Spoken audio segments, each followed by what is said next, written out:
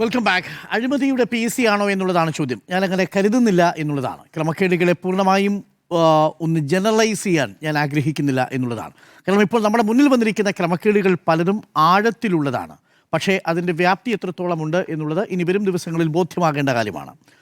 നമ്മുടെ PSC ഒരു വെള്ളാനയല്ല എന്ന് തന്നെയാണ് എൻ്റെ അഭിപ്രായം. കാരണം നമ്മുടെ PSC നടത്തുന്ന നിയമനങ്ങളുടെ വലിപ്പവും ബാഹുല്യവും അത് നടത്തിക്കൊണ്ടിരിക്കുന്ന നിയമനങ്ങളുടെ സ്വഭാവവും അതിൻ്റെ സാങ്കേതിക രീതിയുമെല്ലാം അടുത്തറിയുമ്പോൾ അതിലിപ്പോഴും ഒരു ഫുൾ പ്രൂഫായ സംവിധാനമുണ്ട്. പക്ഷേ ആ ഫുൾ പ്രൂഫായ സംവിധാനത്തിലും പഴുതുകൾ കണ്ടെത്തി വലിയ രീതിയിലുള്ള സ്വജനപക്ഷപാതം ചിലയിടങ്ങളിൽ നടക്കുന്നു എന്നുള്ളതാണ് ഒരു പ്രധാനപ്പെട്ട ആരോപണം. രണ്ടാമത്തത്, നേരത്തെ ഞാൻ വ്യാപത്തെക്കുറിച്ച് തുടക്കത്തിൽ സൂചിപ്പിച്ചിരുന്നു.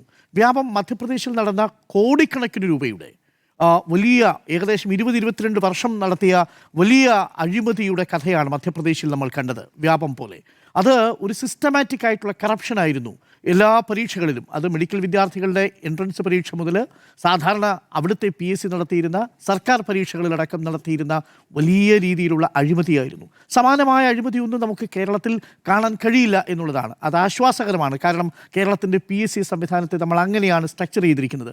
PSCയിൽ പണിയെടുക്കുന്ന ഉദ്യോഗാർത്ഥികളെ അറിയാം. ഒരുപക്ഷെ കേരളത്തിൽ ഏറ്റവും കമ്മിറ്റഡായ ബ്യൂറോക്രാറ്റുകൾ പണിയെടുക്കുന്ന മേഖല കേരളത്തിൻ്റെ PSC ഓഫീസാണ്. നിങ്ങൾ രാവിലെ 7 മണിക്ക് അവിടെ അഭിമുഖത്തിന് പോകും. ഞാൻ PSC അഭിമുഖത്തിന് പോയ ആളാണ്.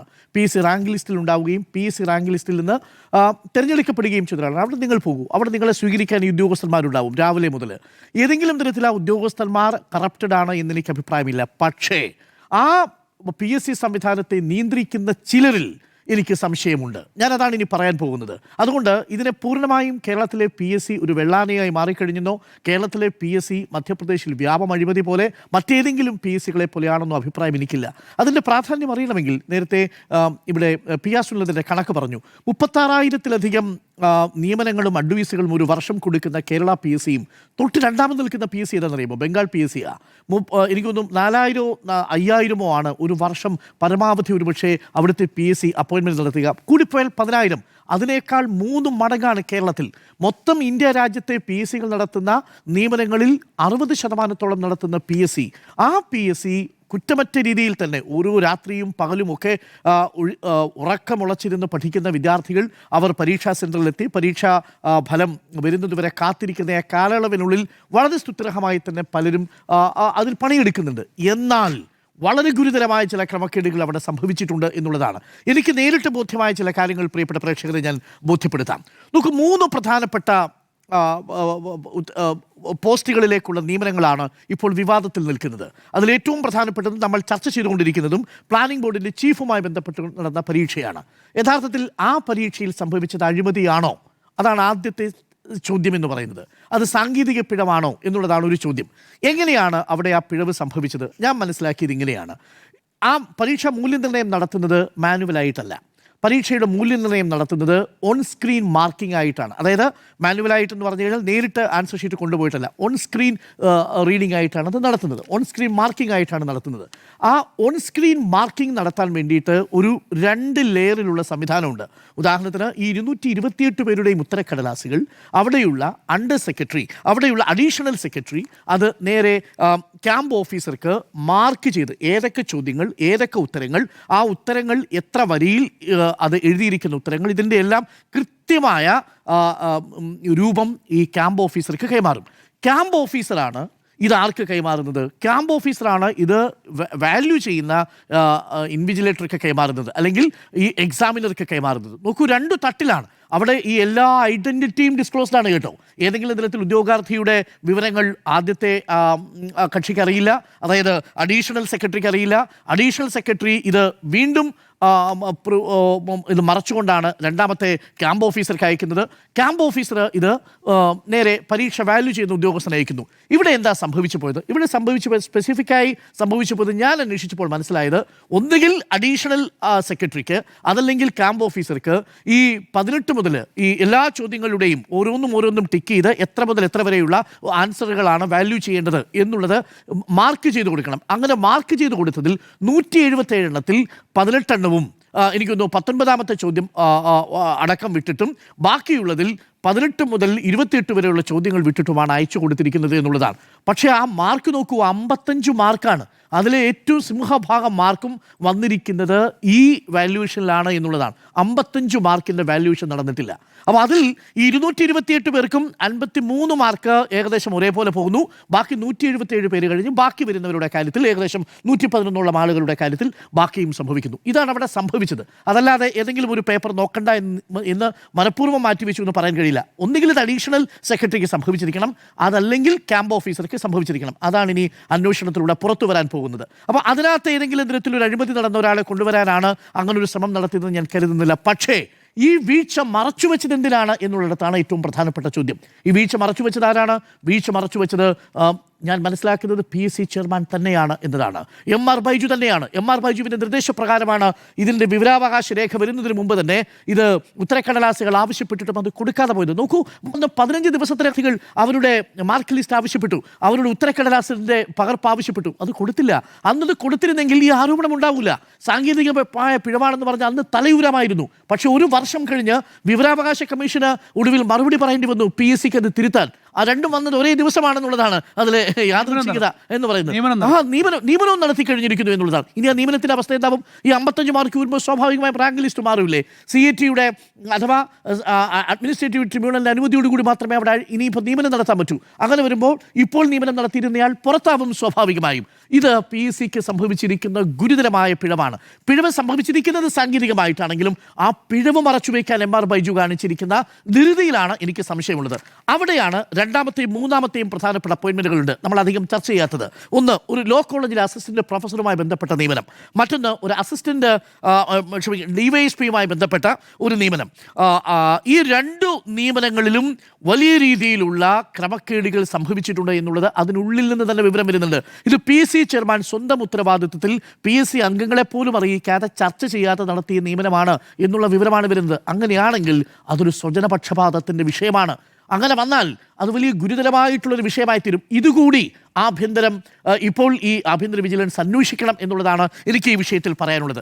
രണ്ടാമത് സംഭവിച്ചിരിക്കുന്നത് നോക്കൂ, MR ബൈജുവിൻ്റെ തിടുക്കം. രണ്ടാമത്തെ തിടുക്കം എന്താ? ഇത് പുറത്തു വന്നു, നമ്മളടക്കം റിപ്പോർട്ട് ചെയ്തു.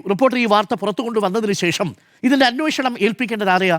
അന്വേഷണം ഏൽപ്പിക്കേണ്ടത് PSCക്ക് തന്നെയുള്ളൊരു DYSP റാങ്കിൽ തന്നെയുള്ള ഒരു അന്വേഷണ ഉദ്യോഗസ്ഥനാണ് ഇത് അന്വേഷിക്കേണ്ടത്. PSCക്ക് തന്നെ ഒരു പോലീസിംഗ് സംവിധാനമുണ്ട്. ഞാനതാ പറഞ്ഞത്, PSCയുടെ ഒരു ഫുൾ പ്രൂഫ് സംവിധാനമാണ്. അവിടെയുള്ള ലെയർ സംവിധാനത്തെ ഒന്നും നിങ്ങൾക്ക് മറികടന്നൊന്നും പോകാനൊന്നും കഴിയില്ല. അവിടെ അനോണിമസായി ആ ഐഡന്റിറ്റി കൃത്യമായി മറച്ചു വെച്ചുകൊണ്ട് തന്നെയാണ് നമ്മുടെ പരീക്ഷയുടെ മൂല്യനിർണ്ണയം നടക്കുന്നത്. മാർക്ക് കൂടുതലും കുറവും വരുന്നത് അഭിമുഖം നടക്കുന്ന വേളയിലുമാണ്. അതെന്തുകൊണ്ടാണ് ഈ സ്വജനപക്ഷപാതത്തിലേക്ക് പോയത് രണ്ടാം ഘട്ടത്തിൽ പറയാം. അപ്പോൾ ഇവിടെ എന്താ സംഭവിച്ചത്? ഈ വാർത്ത പുറത്തു വന്നു കഴിഞ്ഞതിനു ശേഷവും MR ബൈജുവിൻ്റെ നേതൃത്വത്തിൽ ഒരു നീക്കം നടക്കുകയാണ്. കാര്യം സാങ്കേതികമായ ഒരു കാര്യമുണ്ട്. വിജിലൻസ് ഓഫീസർ എന്ന് പറയുന്നത് പരീക്ഷാ കൺട്രോളറാണ് എന്ന് പറഞ്ഞതിൽ മാത്രം കയറി പിടിച്ചുകൊണ്ട് പരീക്ഷാ കൺട്രോളറെ ചുമതല ഏൽപ്പിച്ചു. യഥാർത്ഥത്തിൽ പരീക്ഷാ കൺട്രോളറാണോ ഇത് അന്വേഷിക്കേണ്ടത്? ഇത് അന്വേഷിക്കേണ്ടത് ആഭ്യന്തര വിജിലൻസ് ആണ്. ആഭ്യന്തര വിജിലൻസിൽ DYSP റാങ്കിൽ കുറയാത്ത ഉദ്യോഗസ്ഥരാണ് അന്വേഷിക്കേണ്ടത്.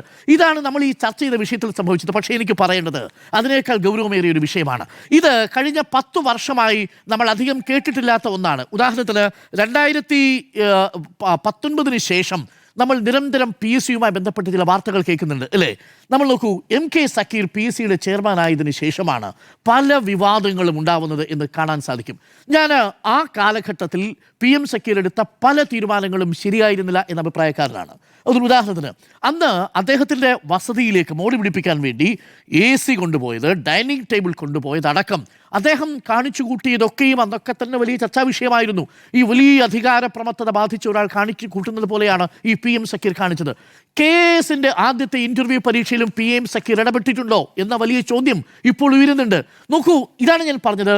ആ സ്ഥലത്തേക്ക് പോകുന്ന ഒരു PSC ചെയർമാൻ്റെ ഭാഗത്തു നിന്ന് ഉണ്ടാകേണ്ട ജാഗ്രത ഉണ്ടായിട്ടില്ല എന്നുള്ളതാണ്. 2016 മുതൽ നമ്മൾ ഇങ്ങോട്ട് നോക്കുമ്പോൾ 2020 ശേഷം ശിവരഞ്ജിത്തിൻ്റെ കാര്യത്തിൽ സംഭവിച്ചത് എന്താ? അത് PSC പരീക്ഷയുടെ ഹാളിൽ സംഭവിച്ചതാണ്. PSC പരീക്ഷാ ഹാളിൽ കോപ്പി അടിക്കാൻ വേണ്ടിയിട്ടാണ് ഈ രണ്ടുപേരും ശ്രമിച്ചത്. ഉത്തരക്കടലാസ് SMS വഴി അയച്ചു കൊടുക്കുന്ന സംവിധാനമായിരുന്നു അത്. നേരിട്ട് പിന്നീട് കണ്ടുപിടിക്കുകയും ആ മുഴുവൻ റാങ്ക് ലിസ്റ്റും ക്യാൻസൽ ചെയ്യുകയും അവരെ ജീവിതാവസാനം വരെ PSC പരീക്ഷയ്ക്ക് നിന്ന് ഡീബാർ ചെയ്യുകയും ഒക്കെ ചെയ്തിട്ടുണ്ട്.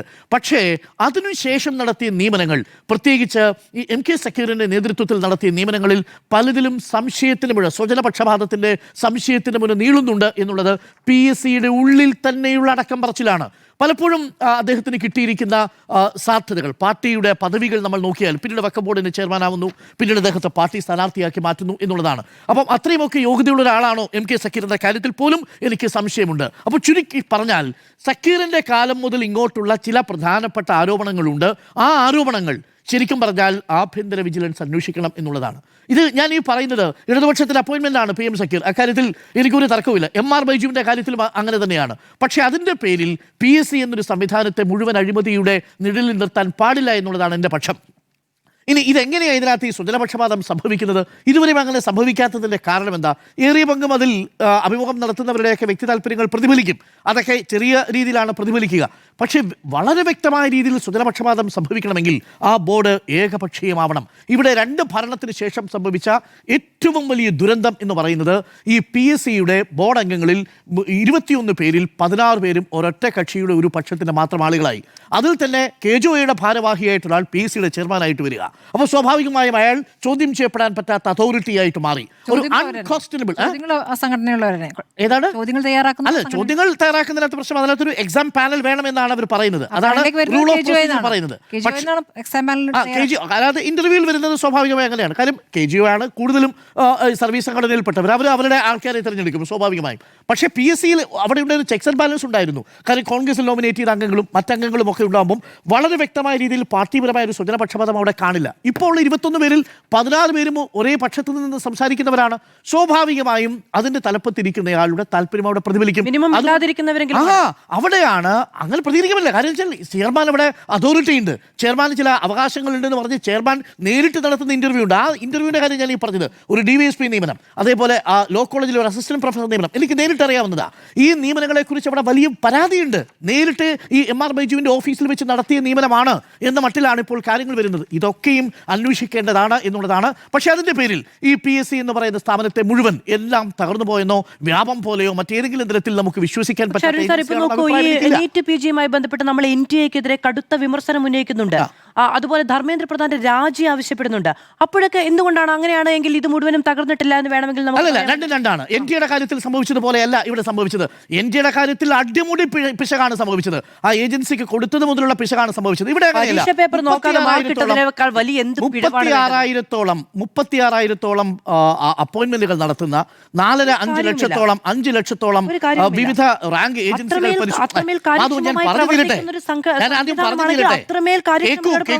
കേൾക്കൂ, ഞാൻ പറഞ്ഞു തീരട്ടെ. ഇത്രയും അധികം പരീക്ഷകൾ നടത്തുന്ന ഏജൻസിയിൽ നമ്മൾ ഇപ്പോൾ പറയുന്ന 228 പേപ്പറിൽ 10 ചോദ്യ പേപ്പറുകൾ വിട്ടുപോയത് ഏതെങ്കിലും തരത്തിൽ ആസൂത്രിതമായ അഴിമതിയാണെന്ന് പറയാൻ എന്താ തെളിവ്? ഇല്ല. പക്ഷെ ഒരു തെളിവുമില്ല.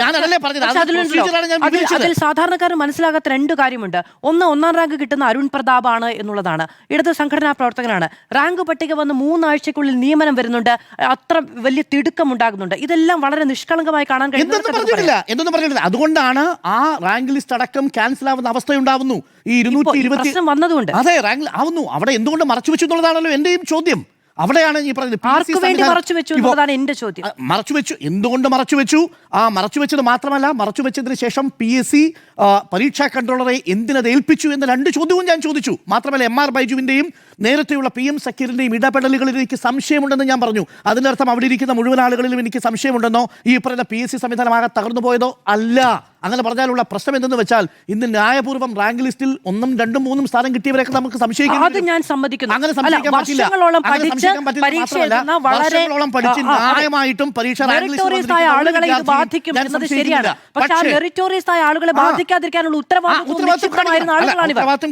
ഉത്തരവാദിത്വം കാണിക്കാത്തവർക്കെതിരെ നടപടി വേണം. പക്ഷെ നിർഭാഗ്യവശാൽ 317 അനുസരിച്ച് ഇവർക്കെതിരെ നടപടി എടുക്കുക ബുദ്ധിമുട്ടാണ്, ഹെർക്കൂലിയൻ ടാസ്ക് ആണ്. അത് അങ്ങനെ പ്രസിഡന്റിന്റെ അനുമതിയോടുകൂടി ഇവരെയൊക്കെ റിമൂവ് ചെയ്യാൻ സാധ്യതയുണ്ടോ? അത്രയൊന്നും പോകുമെന്ന് ഞാൻ കരുതുന്നില്ല. രീതിയിൽ ആഭ്യന്തര വകുപ്പിന്റെ അല്ലെങ്കിൽ ഈ പറയുന്ന PSCയുടെ വിജിലൻസ് സംവിധാനം അത് പരിശോധിക്കുകയാണ് വേണ്ടത് എന്നതാണ് എൻ്റെ പക്ഷം. അത് അപ്പുറത്ത് ആരുടെ തലയാണ് ഉരുണ്ടതാണെങ്കിൽ പോലും PSCയുടെ വിശ്വാസ്യത നഷ്ടപ്പെട്ടാൽ പിന്നെ നമ്മുടെ സമൂഹത്തിൽ ഈ പറയുന്ന സർക്കാർ സംവിധാനങ്ങൾക്കൊന്നും വിശ്വാസത്തോടു കൂടി നിൽക്കാൻ കഴിയില്ല. നമ്മുടെ സർക്കാർ സംവിധാനം മികച്ചതായി നിൽക്കുന്നതിൻ്റെ കാരണവും ഈ PSC നടത്തുന്ന പരീക്ഷ, ആ പരീക്ഷയിൽ വിശ്വാസത ഇപ്പോഴും ബാക്കി നിൽക്കുന്നു. അതായത് 30,000 പേർക്ക് ജോലി നൽകുന്നു എന്നൊരൊറ്റ കാര്യം പറഞ്ഞുകൊണ്ട് അവിടെ നടക്കുന്ന ക്രമക്കേടുകളിൽ അവർക്ക് എന്തെങ്കിലും തരത്തിലുള്ള പ്രിവിലേജ് ഇല്ല എന്നതാണ് എൻ്റെ പക്ഷം. കാരണം ഏറ്റവും കൂടുതൽ നിയമനങ്ങൾ നടക്കുന്നിടത്ത് അഴിമതികൾ ഉണ്ട് എങ്കിൽ അവിടെ കെടുകാര്യസ്ഥതയുണ്ട് എങ്കിൽ അതിൽ അനധികൃത നിയമനങ്ങൾ ഉണ്ടാകുന്നുണ്ടെങ്കിൽ ഏറ്റവും കൂടുതൽ അനധികൃത നിയമനങ്ങൾ ഉണ്ടാകുന്നു, ഏറ്റവും കൂടുതൽ കള്ളക്കളി ഉണ്ടാകാനുള്ള സാധ്യത കൂടി ഉണ്ടാകുന്നു എന്നത് കൂടിയാണ് അതിന്റെ അർത്ഥം. അല്ല, അത് ആ പരീക്ഷാ സംവിധാനത്തെ കുറിച്ച് അറിയാത്തത് കൊണ്ടാണ്. കാര്യം ഇത്രയും അധികം അപ്പോയിന്റ്മെന്റുകൾ നടക്കുന്ന സമയത്ത് ഇപ്പോൾ 4.5 ലക്ഷം പേരാണ് ഒരു പരീക്ഷയ്ക്ക് അപ്ലൈ ചെയ്യുന്നത്. ഈ അപ്ലൈ ചെയ്യുന്നവരിൽ നിന്ന് ആ പരീക്ഷയുടെ അത്രയും സങ്കീർണമായ പ്രോസസ്സ് കഴിഞ്ഞ് ആ പരീക്ഷ, അതും ആലോചിക്കണം, 30,000-ഓളം വിവിധ വിദ്യാർത്ഥികളെ റിക്രൂട്ട് ചെയ്യുന്ന ഒരു പരീക്ഷ നടത്തുന്ന ഒരു ഏജൻസി മുഴുവൻ അഴിമതിയാണെന്ന് പറയാൻ എന്റെ കയ്യിൽ തെളിവ്. 30,000 പേരുടെ പരീക്ഷ നടത്തുന്നു, 228 പേരുടെ പരീക്ഷ മര്യാദയ്ക്ക് നടത്താൻ കഴിയുന്നില്ല. അവിടെയാണ് അങ്ങനെയാണ് 228 പേരുടെ പരീക്ഷ മര്യാദയ്ക്ക് നടത്താത്ത ഒരു സ്ഥാപനമാണ് 30,000 പേരുടെ പരീക്ഷ മര്യാദയ്ക്ക് നടത്തിയതല്ലോ എന്ന് ഓർക്കുമ്പോൾ എനിക്ക് ഉൾപ്പുളകമുണ്ട്. അല്ലല്ല, അതൊക്കെ ഓവർ എക്സാജറേഷൻ ആണ്. അതൊക്കെ മാധുവിന്റെ വൈകാരികമായ പ്രതികരണമാണ്. 228 പേരിൽ എന്താ ധാരാളം പേര് കാണുകയും അതുമായി ബന്ധപ്പെട്ട വാർത്തകൾ നിരന്തരം വായിക്കുകയും ചെയ്ത ആളാണ് ഞാൻ. അല്ല, ഈ പരീക്ഷാ സംവിധാനത്തെ കുറിച്ച് അറിയാത്തത് കൊണ്ടാണ് എന്നൊക്കെയുള്ള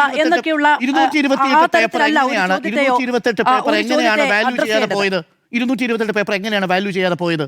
10 എണ്ണം. ഞാൻ പറഞ്ഞത് അല്ലാത്ത എതിർപ്പുണ്ടോ? ഇത് ഇങ്ങനെയാണ് പ്രൊസീജിയർ നടക്കുന്നത്. ഇവിടെ എവിടെയാണ് ആ രീതിയിൽ അട്ടിമറി നടക്കുന്നത് മാധു പറഞ്ഞത്? അതാണ് പറഞ്ഞത്. സാങ്കേതികമായ പിഴവുകൾ പരിശോധിക്കണം. PSC ചെയർമാന്റെ ഡ്രൈവറുടെ ബന്ധുവിന് ജോലി കിട്ടുന്ന സാങ്കേതിക അവിടെ സംഭവിച്ചിരിക്കുന്നത് എന്താ? അവിടെ സംഭവിച്ചിരിക്കുന്നത് അത് മൂന്നാമത്തെ കാര്യം, അതും പരിശോധിക്കപ്പെടേണ്ട ഒരു വിഷയമാണ്. PSC റാങ്ക് ലിസ്റ്റ് നിലനിൽക്കെ എങ്ങനെയാണ് അതേ റാങ്ക് ലിസ്റ്റിൽപ്പെട്ട ആളുകളെ കരാർ അടിസ്ഥാനത്തിൽ നിയമിക്കുന്നത്? ഇത് ഏതെങ്കിലും ഒരിടത്ത് മാത്രമല്ല, ഇതിവിടെ നടന്നിരിക്കുന്നത് PSCയിലാണ്. അന്വേഷിക്കപ്പെടേണ്ട വിഷയമാണ്. കാര്യം 9 വർഷം മുമ്പാണ് ഇവിടെ കരാർ സംവിധാനം. കാര്യം ഓഫീസ് അസിസ്റ്റന്റ് എന്ന് പറയുന്ന ഒരു തസ്തികയില്ല. റാങ്ക് ലിസ്റ്റ് തസ്തിക വരുന്ന സമയത്ത് ഈ പറയുന്ന രീതിയിൽ കരാർ അടിസ്ഥാനത്തിൽ നിയമനം നടത്തുകയാണ്. അവിടെയാണ് ഞാൻ ഈ പറഞ്ഞ MR ബൈജുവിന്റെ അടക്കമുള്ള മുഴുവൻ സ്വജനപക്ഷപാതത്തിന്റെയും വിവരങ്ങൾ പുറത്തു വരേണ്ടതുണ്ട്. അത് അന്വേഷിക്കപ്പെടേണ്ടതാണ് എന്ന് പറഞ്ഞതിന്റെ കാരണം. ഈ പുറത്തു വന്ന വാർത്തകൾ മുഴുവനും ഇത്തരത്തിൽ അനധികൃതമായി ബന്ധപ്പെട്ട ഇടപെടലുകൾ നടത്തിയെന്നും ഇഷ്ടക്കാരെ തിരികെ കയറ്റിയതിന്റെയുമായ വാർത്തകളാണ്. എന്നിട്ട് ഇവരൊക്കെ ഭരിക്കാനിരിക്കുന്ന സ്ഥാപനത്തിന് പൂർണ്ണ വിശ്വാസ്യത. ഞാൻ പറഞ്ഞല്ലോ, 16 പേരല്ല PSC എന്ന് പറയുന്നത്. അവിടെ പണിയെടുക്കുന്ന ഉദ്യോഗസ്ഥരുണ്ട്. അവരെ അവിശ്വസിക്കാതിരിക്കും. അത് നമ്മുടെ മുൻപിൽ വരുന്ന 20 വിഷയങ്ങളെ വെച്ചുകൊണ്ട് 30,000 എണ്ണി നോക്കൂ. നമ്മുടെ മുമ്പിലുള്ളത് എണ്ണി നോക്കൂ. ഒരു പ്ലാനിംഗ് ഓഫീസറുടെ ചീഫ് തസ്തിക,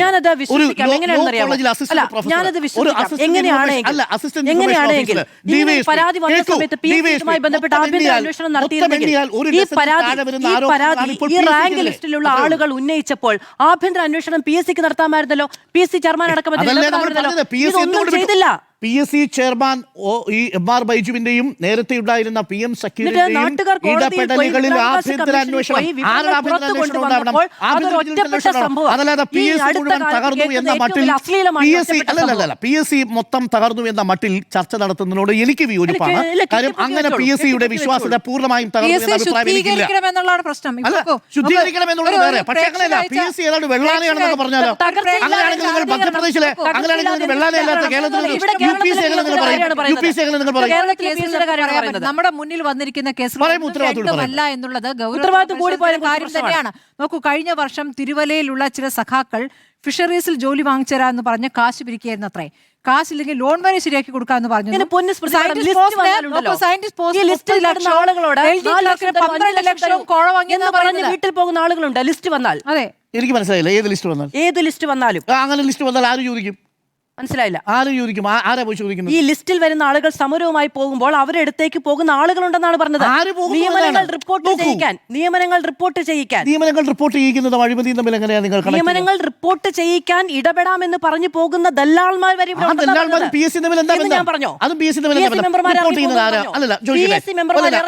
ഞാൻ പറഞ്ഞോ.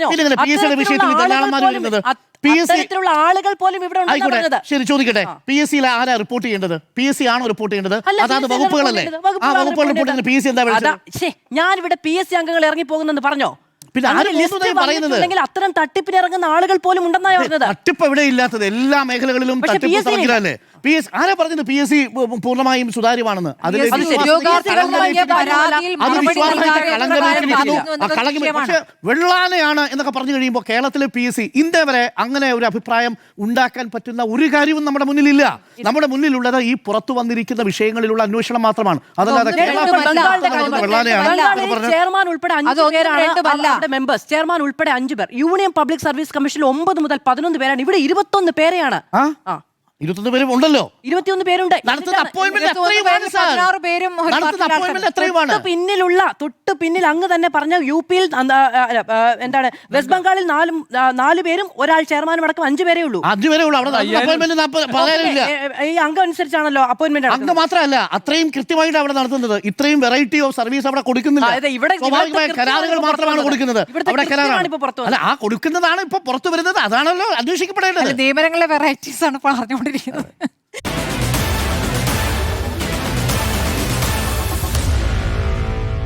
Meet the editors.